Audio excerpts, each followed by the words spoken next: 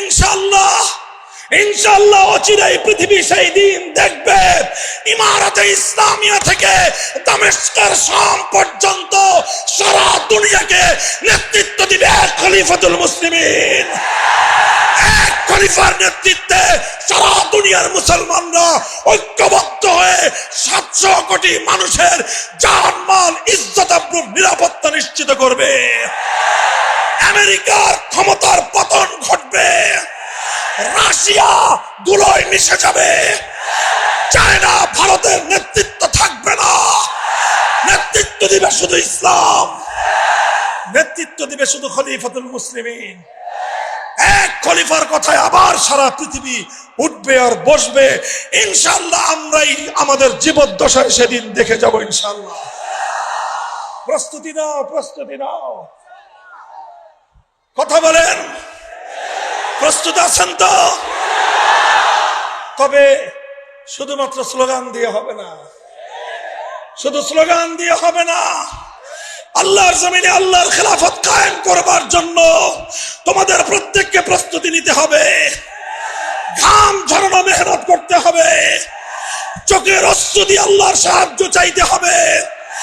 এরপর খেলাফত কায়েমের জন্য সমস্ত তাগুত আর জাহিলিয়াতের কবর রচনা করবার জন্য শহীদ ঈদগাহে জমায়েত হতে হবে।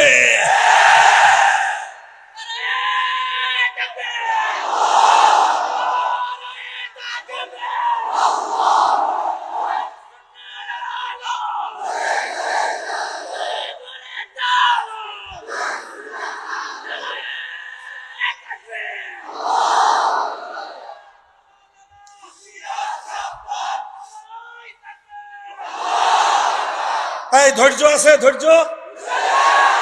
এবার সবচেয়ে ইন্টারেস্টিং স্যাম্পলটা, সবচেয়ে ইন্টারেস্টিং গুরুত্বপূর্ণ দৃষ্টান্তটা আমি আপনাদের সামনে উপস্থাপন করছি। লিসেন মি, আমাকে লক্ষ্য করে শুনুন কথা। প্রশ্নটা ভালো করে বুঝুন, উত্তরটা বোঝা সহজ হবে। আসসুয়ালু নিসফুল, এই কথা বলো না ছাত্ররা, আসসুয়ালু নিসফুল ইলম। প্রশ্ন ভালো করে বুঝলে অর্ধেক বুঝার কাম শেষ। প্রশ্ন বুঝবা না, খাতায় খালি লিখতে থাকবা, সারাদিন লিখবা, দিন শেষে পাইবা ঘোড়ার ডিম। বুঝো কথা? আসসুয়ালু নিসফুল ইলম। প্রশ্ন বুঝবা, খুব ভালো করে বুঝবা। আজকের বর্তমান ছাত্রদের সবচেয়ে বড় সমস্যা হলো প্রশ্ন না বুঝেই উত্তর দেওয়া শুরু করে দেয়। এই জন্য প্রথম আমি প্রশ্নটা বোঝাচ্ছি, খেয়াল করে শুনো। আচ্ছা, যে কোনো রাষ্ট্র হোক, যে কোনো রাষ্ট্র গঠন করুক, যারাই গঠন করুক, যে কোনো ধর্মওয়ালারাই গঠন করুক, যেই ধর্মওয়ালারা রাষ্ট্র গঠন করলো সেই ধর্ম ছাড়া অন্য ধর্মাবলম্বীরা সে দেশে থাকবে কি থাকবে না? জোরে বলেন। মুসলমানরা যদি ইসলামী রাষ্ট্র গঠন করে, সেই দেশে হিন্দু, বৌদ্ধ, খ্রিস্টান, ইহুদি, শিখ, উপজাতি, অন্যান্য ধর্মাবলম্বীরা থাকবে কি থাকবে না? আরো জোরে চিৎকার করে বলো, থাকবে কি থাকবে না? একই প্রশ্ন, হিন্দুরা যদি হিন্দু রাষ্ট্র গঠন করে, সেখানে মুসলিম, বৌদ্ধ, ইহুদি, খ্রিস্টান, শিখ, অন্যান্য জাতি থাকবে কি থাকবে না? একই প্রশ্ন প্রত্যেকটা ধর্মের ব্যাপারে, বৌদ্ধদের ব্যাপারে, খ্রিস্টানদের ব্যাপারে, ইহুদিদের ব্যাপারে। যে যেই ধর্মে অনুযায়ী রাষ্ট্র গঠন করলো, সেই ধর্মাবলম্বী ছাড়া অন্যান্য ধর্ম অনুসারীরাও সেখানে থাকবে। আচ্ছা, যদি থাকে তাহলে প্রশ্ন হলো, সেই ধর্মের আলোকে অন্যান্য ধর্মাবলম্বীদের কি কি অধিকার প্রাপ্য, তাদের অধিকার কিভাবে নিশ্চিত করা হবে সেটা বলো। প্রশ্নটা বুঝছো? বুঝা গেছে প্রশ্ন? আবার ক্লিয়ার করছি, যে কোনো ধর্মাবলম্বীরা নিজ ধর্মের আলোকে রাষ্ট্র গঠন করলো, সেই রাষ্ট্রে অন্য যত ধর্মাবলম্বীরা আছে সেই সকল ধর্মাবলম্বীদের কি কি অধিকার প্রাপ্য, তাদের অধিকারগুলো কিভাবে সংরক্ষিত হবে, তাদের কি কি দায়িত্ব, সেই দায়িত্বগুলো কিভাবে নিরূপিত হবে, এটা হলো প্রশ্ন। এই প্রশ্ন আমরা ইসলামকেও করব, এই প্রশ্ন আমরা হিন্দু ধর্মকেও করব, এই প্রশ্ন আমরা বৌদ্ধ, খ্রিস্ট, ইহুদি ধর্ম সবগুলো ধর্মকে করব, করব না এই প্রশ্ন আমরা করলাম। কথা পরিষ্কার? এবার এই প্রশ্নের জবাব হিন্দু ধর্মাবলম্বীদের কাছে আমি প্রথমে জিজ্ঞাসা করি, হিন্দু ধর্মাবলম্বীরা বলো, তোমার হিন্দু রাষ্ট্রের মধ্যে একজন মুসলিম সে যদি 5 ওয়াক্ত আল্লাহু আকবারের আযান দিয়ে নামাজ পড়তে চায়, তোমার হিন্দু ধর্ম একজন মুসলিমকে 5 ওয়াক্ত আযান দিয়ে নামাজ পড়বার পারমিশন দিবে কি দিবে না? তোমার ধর্মগ্রন্থের রেফারেন্স দিয়ে জবাব দাও। তোমার রাষ্ট্রে, হিন্দু ধর্মের রাষ্ট্রে একজন মুসলমান আল্লাহ প্রদত্ত অধিকার অনুযায়ী গরু জবাহ করে গরুর গোশত ভক্ষণ করতে চায়, তোমার ধর্ম হিন্দু রাষ্ট্র একজন মুসলমানকে গরুর গোশত খাওয়ার অধিকার দিবে কি দিবে না? জবাব দাও। তোমরা কি আমাদের কোন মুসলমান ভাইকে গরুর গোশত খাওয়ার অধিকার দিবা, না শুধুমাত্র গরুর গোশত রাখার অপরাধে মুসলমানদেরকে আগুনে জ্বলন্ত পুড়িয়ে মারবা? জবাব দাও। তোমাদের দেশে, তোমাদের ধর্ম রাষ্ট্রে একজন মুসলমান গরুর গোশত খাইতে চাওয়ার অপরাধে তার গোটা বাড়িঘর জ্বালিয়ে সরকার করে দিবা, না তাকে গরুর গোশত খাওয়ার অধিকার দিবা? জবাব দাও। অতঃপর জবাব দাও, তোমার রাষ্ট্রে মুসলমানরা যে মসজিদ গড়েছে, মুসলমানরা যে মসজিদ নির্মাণ করেছে, সেই মসজিদ নির্মিত হওয়ার পর সেই মসজিদের নিরাপত্তা কে দিবে বলো? জবাব দাও। হিন্দু রাষ্ট্র, হিন্দুত্ববাদী রাষ্ট্রে মুসলমানদের উপাসনালয়, মুসলমানদের সিজদাগাহ, মসজিদ সম্পর্কে তোমার ধর্ম কি বলে? ধর্মগ্রন্থ থেকে রেফারেন্স সহ জবাব দাও।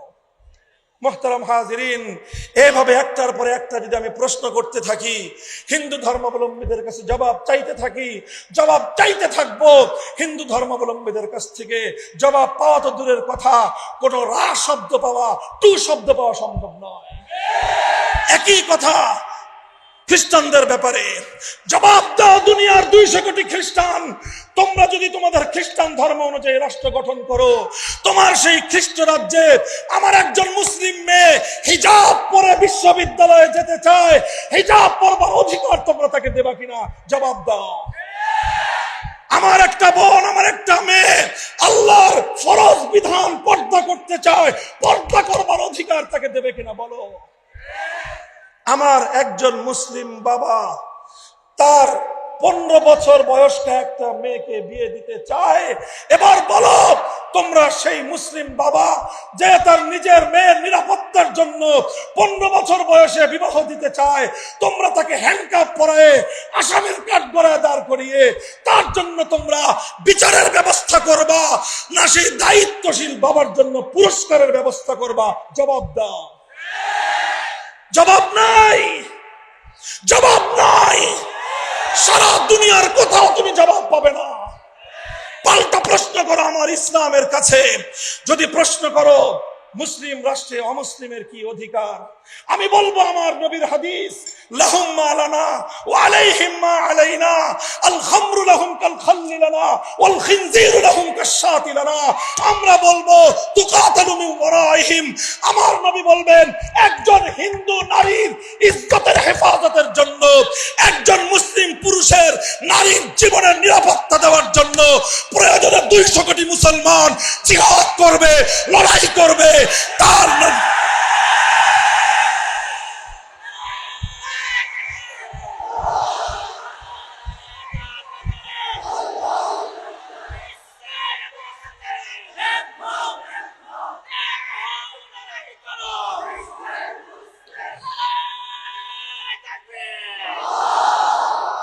আমরা জিজ্ঞাসা করেছিলাম, হিন্দু ধর্মাবলম্বীরা তোমার রাষ্ট্রে একজন মুসলমান যদি গরু জবাই করে খেতে চায় তুমি কি করবা?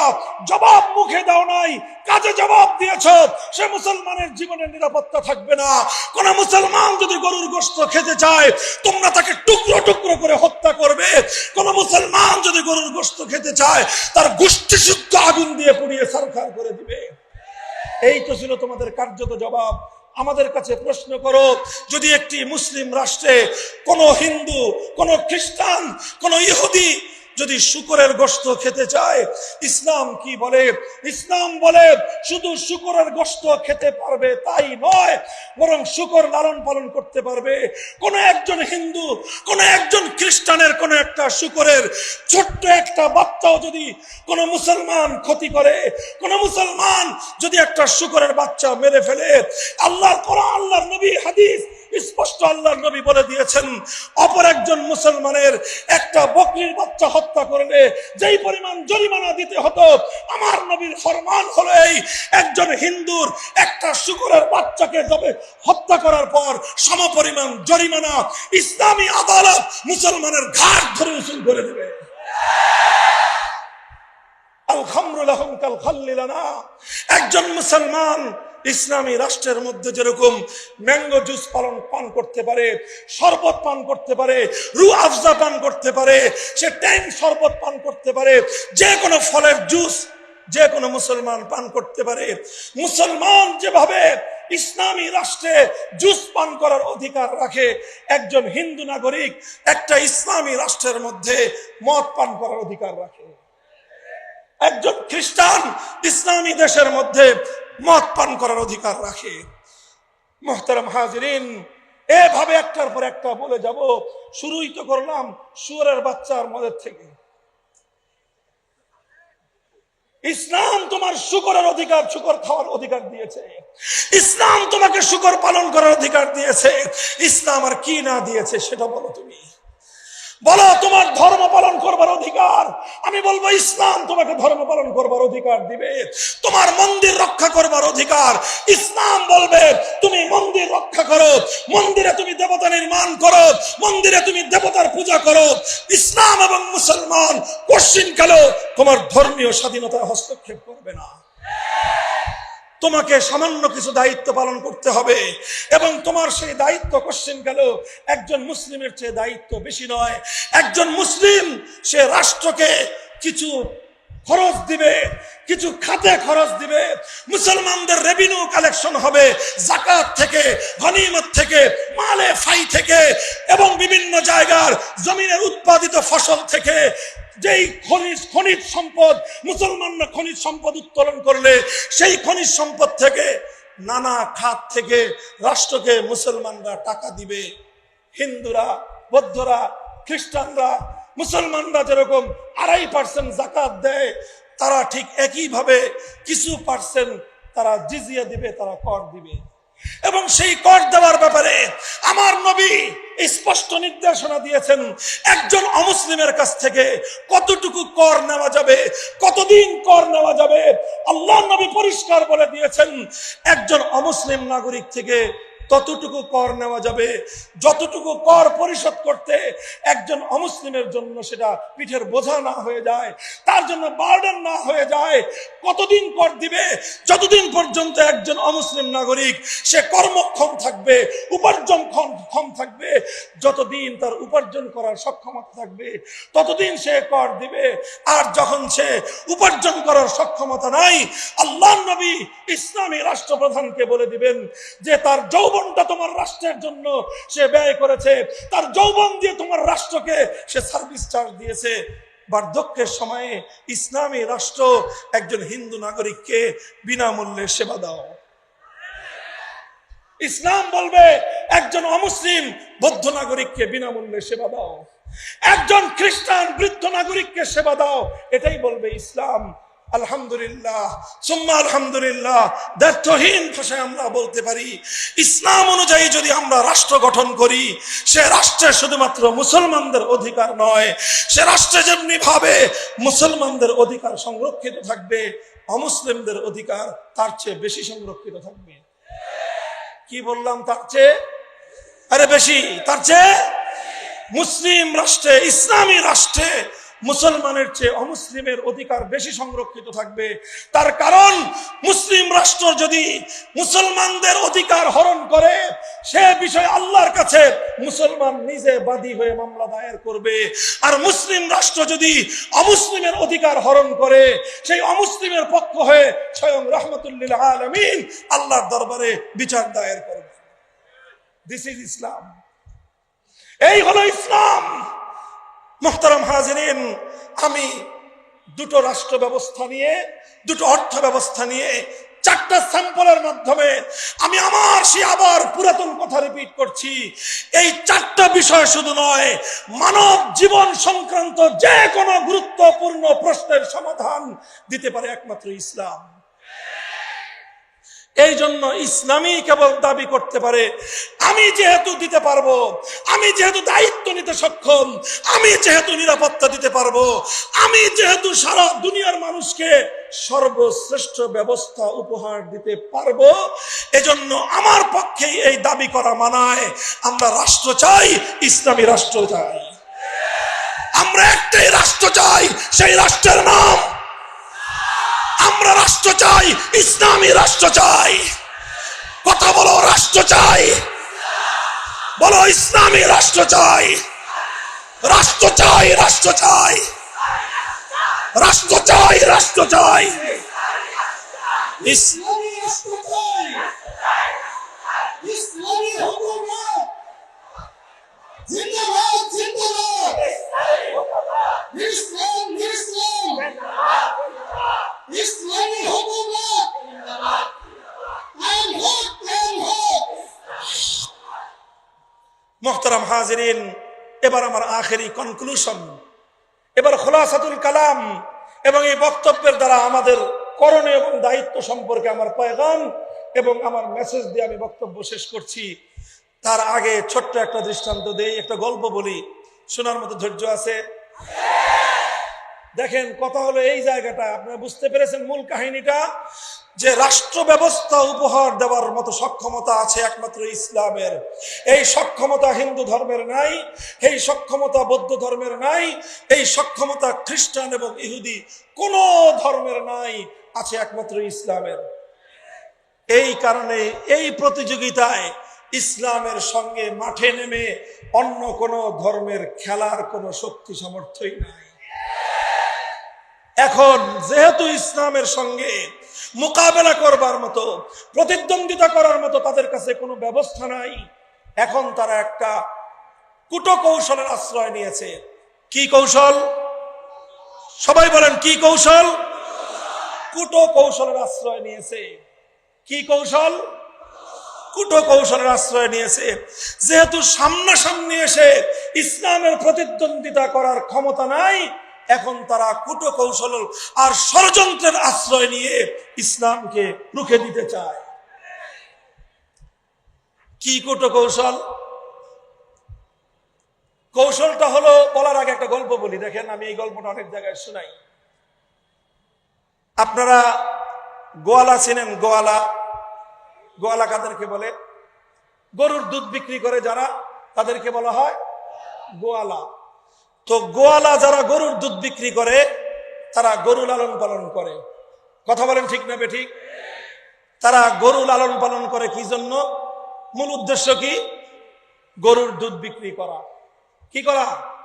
গরুর দুধ বিক্রি করা। গোয়ালা যেরকম গরু লালন পালন করে, ঠিক ওই রকম কৃষকও গরু লালন পালন করে। কৃষক গরু লালন পালন করে কি জন্য? তার উদ্দেশ্য কি? হাল চাষ করা। কি করা? কয়েক কৃষকের গরু দুধ দেয় না, সেই দুধ দেয়, ওটা বিক্রি করা কৃষকের উদ্দেশ্য না।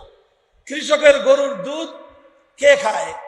গরুর বাছুর খায়, আর কৃষকের বাচ্চারা খায়।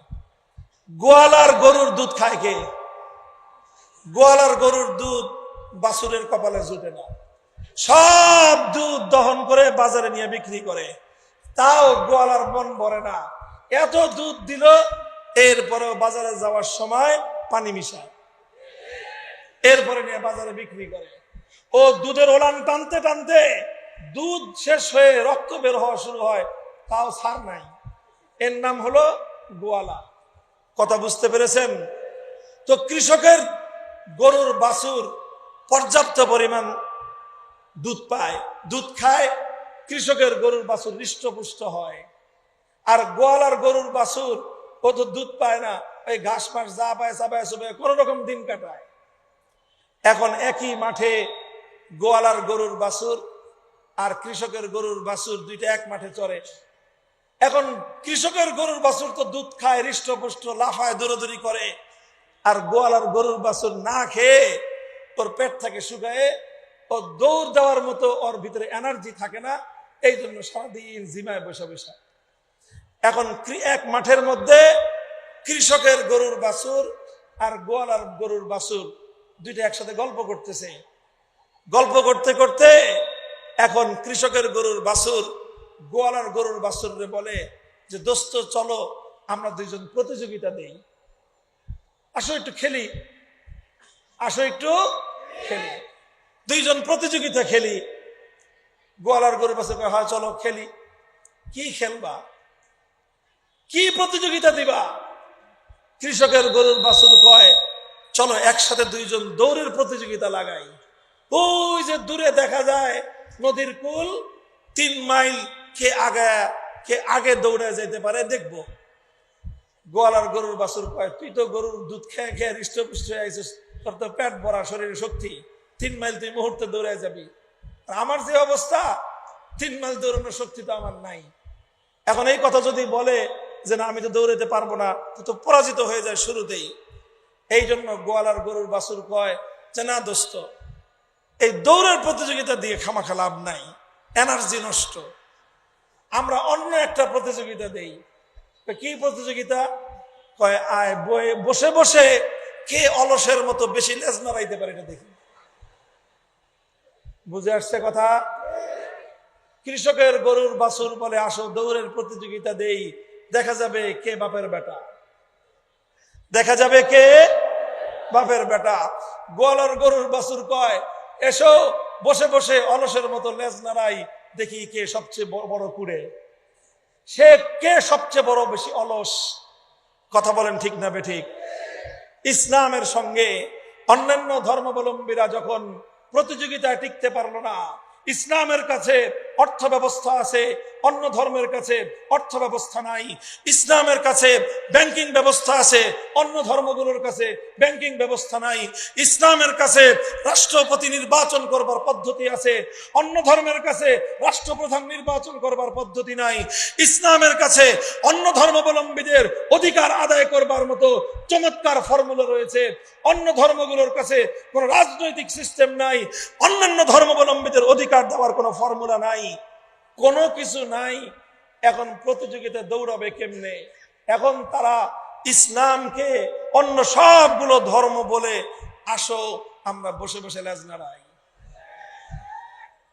আর সেই লেজ নাড়ানো প্রতিযোগিতার সিস্টেমের নামই হলো সেকুলারিজম। দিস ইজ ধর্মনিরপেক্ষতা। ধর্মনিরপেক্ষতা মানে কি? তারা একটা নতুন ফর্মুলা আবিষ্কার করলো যে রাষ্ট্রের সঙ্গে ধর্মের কোনো সম্পর্ক থাকতে পারবে না। ধর্মনিরপেক্ষ মতবাদ মানে কি? রাষ্ট্র চলবে এমন ভাবে যে রাষ্ট্রের সঙ্গে কোনো ধর্মের কোনো সংশ্লিষ্টতা থাকতে পারবে না। প্রশ্ন হলো, আচ্ছা সব ধর্মাবলম্বীদের কাছে প্রশ্ন করি, জবাব দিবেন ধর্ম ভালো জিনিস না খারাপ জিনিস? তো ধর্ম যদি ভালো জিনিস হয়, রাষ্ট্রের ভালো জিনিসের দরকার আছে না নাই? রাষ্ট্রের যদি ভালো জিনিসের দরকার থাকে আর ধর্ম যদি ভালো জিনিস হয়ে থাকে, রাষ্ট্রের সঙ্গে ধর্মের সম্পর্ক থাকবে না কেন? চোরের দল জবাব দেয়। এই চোরের দল জবাব দিবে না, কারণ তাদের ধর্মের মধ্যে রাষ্ট্র ব্যবস্থা প্রশ্নের জবাব নাই। তাদের ধর্মের কাছে আধুনিক যুগের রাষ্ট্র পরিচালনা করবার কোনো ফর্মুলা নাই। এই জন্য এখন যেহেতু তাদের কাছে ফর্মুলা নাই, আছে ইসলামের কাছে ফর্মুলা। এখন ইসলাম এটা আনবিটেন, অপরাজিত ভাবে বিজয়ী হয়ে যায়। ইসলাম ওয়াকওভার পেয়ে যায়। মাঠে অন্য কোন ধর্মের প্রতিনিধিরা উপস্থিত হতে ব্যর্থ হওয়ার কারণে সারা দুনিয়াতে ইসলাম অনুযায়ী কেবলমাত্র রাষ্ট্র পরিচালিত হওয়ার কথা। কিন্তু ওরা ইসলামকে ঠেকানোর জন্য সব ধর্মাবলম্বীরা মিলে একটা কূটকৌশল আবিষ্কার করলো, একটা মতবাদ আবিষ্কার করলো। সেই মতবাদ হলো রাষ্ট্র চলবে এমন ভাবে সেই রাষ্ট্রের সঙ্গে কোনো ধর্মের সম্পর্ক থাকতে পারবে না। এই মতবাদ আবিষ্কার করেছে হিন্দু, বৌদ্ধ, খ্রিস্টান, ইহুদিরা, এবং এর নেতৃত্ব দিয়েছে ইহুদিরা। আর ইহুদিদের গোলামি করে এই ব্যবস্থাটাকে দুনিয়াতে শক্তি দিয়ে প্রতিষ্ঠিত করেছে খ্রিস্টানরা। আর ইহুদি, বৌদ্ধ আর হিন্দুরা ইহুদি আর খ্রিস্টানদের দালালি করেছে। আর ওই যে মুসলমানদের মধ্যে একটা শ্রেণী হীনমন্য মুসলমান, যাদেরকে আমি শুরুতে মূর্খ আর অশিক্ষিত বলতে চাই নাই, এখন তাদেরকে আমি গণ্ড মূর্খ বলি। এই গণ্ড মূর্খ মার্কা মুসলমানেরা হিন্দু, বৌদ্ধ, ইহুদি আর খ্রিস্টানদের সঙ্গে সুরে সুর মিলায়ে তারাও ধর্ম নিরপেক্ষতার কথা বলে। ধর্ম নিরপেক্ষতার কথা তারাই বলতে পারে যাদের ধর্মে রাষ্ট্র পরিচালনা করবার ফর্মুলা নাই। ধর্ম নিরপেক্ষতার কথা তারাই বলতে পারে যাদের ধর্মের মধ্যে রাষ্ট্রপতি নির্বাচন করবার ফর্মুলা নাই। ধর্ম নিরপেক্ষতার কথা তারাই বলতে পারে যাদের ধর্মে সংখ্যালঘুদের অধিকারের কথা বলা নাই। ধর্ম নিরপেক্ষতার কথা তারাই বলতে পারে যাদের ধর্মে অর্থনৈতিক কোনো সিস্টেম নাই। ধর্ম নিরপেক্ষতার কথা তারাই বলতে পারে যাদের ধর্মে ব্যাংকিং ব্যবস্থা পর্যন্ত দেওয়ার মতো সামর্থ্য নাই। ইসলাম এবং মুসলমানরা সবকিছু দিতে যেহেতু সক্ষম, সুতরাং কোন মুসলমান যদি সে সত্যিকার ইসলামের অনুসারী হয়ে থাকে, যদি সে ইসলামের কল্যাণকামী হয়ে থাকে, সে যদি মুসলমানের বাচ্চা মুসলমান হয়ে থাকে, সে কশ্চিনকালেও ধর্ম নিরপেক্ষতার মতো এই পৃথিবীতে সবচেয়ে বড় কুফরি মতবাদকে কশ্চিনকালেও সে গ্রহণ করতে পারে না। সেকুলার ধর্ম বলি আমরা।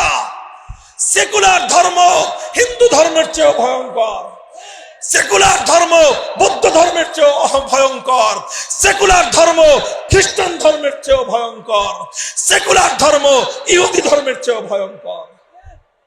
মুহতারাম হাজিরিন, আমার আলোচনাকে আমি সমাপ্তির দিকে এনে এক কথা আপনাদের কাছ থেকে একটা অঙ্গীকার নিয়ে আমি আমার আলোচনা শেষ করতে চাই। হে মুসলমান, তোমরা ইসলামকে পূর্ণাঙ্গ জীবন ব্যবস্থা বিশ্বাস করো কি করো না? ইসলামের মধ্যে অর্থনীতির ব্যবস্থা রয়েছে, বিশ্বাস করো কি করো না? ইসলামের মধ্যে রাজনীতির সমস্যার সমাধান আছে, বিশ্বাস করো কি করো না?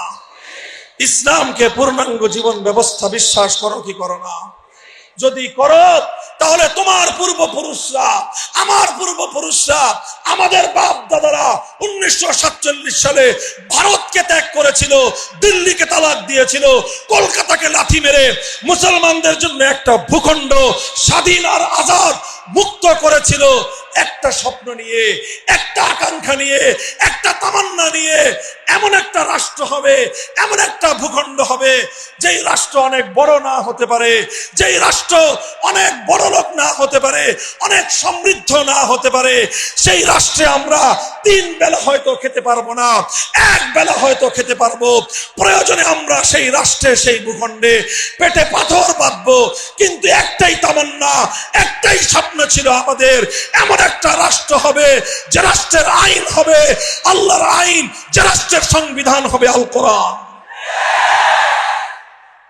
সেই রাষ্ট্র প্রতিষ্ঠার স্বপ্ন নিয়ে 47 সালে ব্রিটিশদের কাছ থেকে এই বাংলাদেশের ভূখণ্ডকে আমরা ভারত মুক্ত করেছিলাম। এই বাংলার ভূখণ্ডকে আমরা দিল্লির দাসত্ব থেকে, শৃঙ্খল থেকে মুক্ত করেছিলাম। আমার বাংলাদেশকে আমরা কলকাতার দাদাগিরির থেকে আমরা মুক্ত আর স্বাধীন করেছিলাম। দুর্ভাগ্যজনকভাবে 1971-এর মুক্তিযুদ্ধের পর একজন নেতা, যিনি 70-এর নির্বাচনের সময় অঙ্গীকার করেছিলেন নির্বাচনে ক্ষমতায় আসতে পারলে কোরআন সুন্নাহ বিরোধী কোনো আইন তিনি করবেন না, অথচ এই অঙ্গীকার করার পরে 71-এর মুক্তিযুদ্ধের পর 72 সালে ভারতের তৎকালীন প্রধানমন্ত্রী শ্রীমতী ইন্দিরা গান্ধীর একটা ফর্মুলা নিয়ে, তার একটা প্রেসক্রিপশন নিয়ে তিনি এমন একটা সংবিধান ছাপিয়ে দিলেন, যেই সংবিধানে ভারতের গোলামির জিঞ্জিরে আবদ্ধ করা হয়েছে বাংলাদেশকে, যেই সংবিধানের মধ্যে ভারতের সংবিধানের মূলনীতিগুলো জাতীয়তাবাদ, ধর্মনিরপেক্ষতাবাদ, গণতন্ত্র আর সমাজতন্ত্রকে মূলনীতি আখ্যা দিয়ে ইসলামের কবর রচনা করা হয়েছে। অথচ 70-এর নির্বাচনে অঙ্গীকার করেছিলেন কোরআন সুন্নাহ বিরোধী কিছু হবে না, অথচ 71-এর পরে 72-এর সংবিধান নির্বাচন করে তিনি আইন পাশ করলেন ইসলামী কোরআন সুন্নাহ বিরোধী আইন তো দূরের কথা, গোটা জাতির সঙ্গে স্পষ্ট গাদ্দারি আর বিশ্বাসঘাতকতা করেছেন। গত 50 বছর বাংলাদেশে 72-এর সংবিধান ছিল জাতির সঙ্গে গাদ্দারির সংবিধান। 72-এর সংবিধান বাংলাদেশকে ভারতের গোলাম আর দাস বানানোর সংবিধান।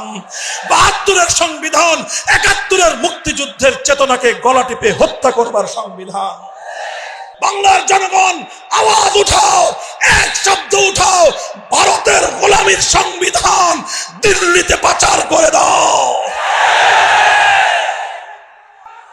ভাই আমার শেষ কথা, আজ বাংলাদেশের সবচেয়ে গুরুত্বপূর্ণ ইস্যু হলো দুটো। একটা হলো পার্শ্ববর্তী ভারতের আধিপত্য। গোটা বাংলাদেশ আজ ভারতীয় আধিপত্যের বিরুদ্ধে ঐক্যবদ্ধ। আমার বাংলাদেশের উপ হাই কমিশন আগরতলায় ওরা সাম্প্রদায়িক হামলা চালিয়ে বাংলাদেশকে ওরা ভয় পেয়ে দিতে চায়। ওরা বাংলাদেশের লাল সবুজের পতাকা আগুন দিয়ে পুড়িয়ে দিয়ে মুসলমানদের হৃদয়ে ক্ষোভের আগুন ধরিয়ে দিয়েছে। এখন বাংলাদেশের সরকার জাতীয় ঐক্যমত প্রতিষ্ঠার আহ্বান জানিয়েছে। সকল রাজনৈতিক দল, সকল ধর্মাবলম্বীরা ঐক্যবদ্ধ হয়েছে। আমরা বহু আগে থেকে বলেছি, শুধুমাত্র 20 বৃক্ষের গোড়ায় পানি ঢেলে শুধু ডাল ছাটলে এই 20 বৃক্ষের হাত থেকে মুক্তি পাওয়া যাবে না। উপায় হলো 20 বৃক্ষের শেকড় শুদ্ধ উপড়ে ফেলতে হবে।